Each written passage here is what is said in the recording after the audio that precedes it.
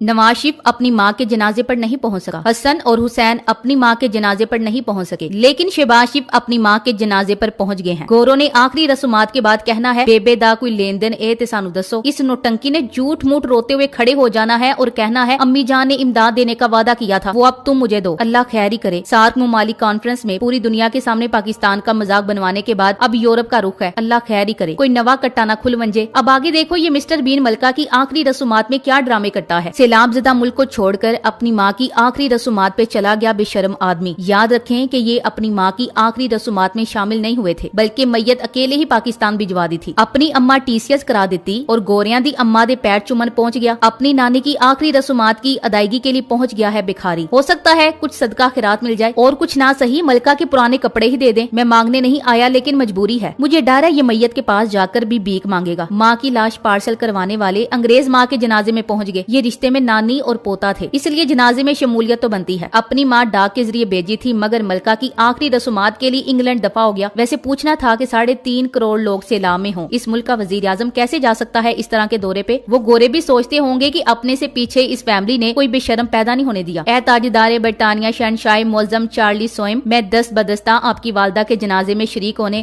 समंदर पार से आया हूँ। सल्तनत बरतानिया के साथ हमारी वफादारी की इससे बढ़ के मिसाल क्या होगी कि हमने अपने वालिदैन के जनाजे में शिरकत नहीं की। अपनी सगी अम्मी लंदन से पार्सल करवा दी, लेकिन मलका मोअज़्ज़मा के जनाजे में हाथ बांधे मौजूद हैं। लॉन्ग लिव द किंग, ये कह के शहबाज शरीफ मलका बरतानिया के जनाजे पर दाड़े मार के रोते रहे। अपनी माँ को कार्गो में बेचने वाला खानदान मलका की वफात पर तस्वे बहा रहा है। सुना है मलका की चारपाई पकड़कर मियाँ साहब जोर जोर से रो रहे हैं और कह रहे हैं कि मैं नाल ही जाना है। इन्होंने अपनी अम्मी को पार्सल किया और अपनी असली नानी के पास पहुँच गए, और वो भी अवाम के पैसों से, जिससे अवाम को एक आने का भी फायदा नहीं। अलबत्ता इन पैसों पर सैलाब ज़दगान का बड़ा फायदा होना था। अवाम जाग जाओ, अपने लिए और बच्चों के लिए किसी को भी ना बख्शो। ये वो लोग हैं जिनके बाप दादा को गुलामी के बदले पाकिस्तान में जागीरें और अलकाबा से नवाजा गया। अपनी बेबे पार्सल ते एथे रसूमात वाह मौला केड़े दिन दिखा सटे नहीं। इसको भी मलका की हिफाजत के लिए साथ ही दफनाओ, जिस तरह इसने गरीब को महंगाई के अजाब में दफना दिया है। हमारे वजीर आजम की भी आखिरी रसूमात कर दें, हम राजी हैं। ए बरतानिया लियो, प्लीज इस कसिंजर नु भी मलका दे नाल ही दब दियो। अपना मुल्क डूबा हो और बंदा ऐसे सैर सपाटे करता फिरे तो आप इसकी ज़हनी हालत के बारे में क्या कहेंगे। पेट्रोल महंगा या सस्ता किसने करना है। वजीर आजम को अवाम की कोई फिक्र नहीं। यहाँ से लाभ आया हुआ है और हमारे वजीर आजम साहब सैर सपाटे पर निकले हुए हैं। इनको अपने एनआरओ की पड़ी है। असल में ये आए ही इसलिए थे। ये तो है चोर डाकू, वहाँ की वफादारी इसलिए करते हैं क्योंकि वहाँ इनके महल्लात हैं। अब भी कुछ शक है कि शरीफ खानदान सिर्फ नाम के मुसलमान है। अपनी माँ के जनाजे में तो शरीक नहीं हुए, लेकिन जहाँ से इनको पैसा या फायदा मिलता है पहुँच जाते हैं। इस मुल्क पर अजाब क्यों न आए। अवाम में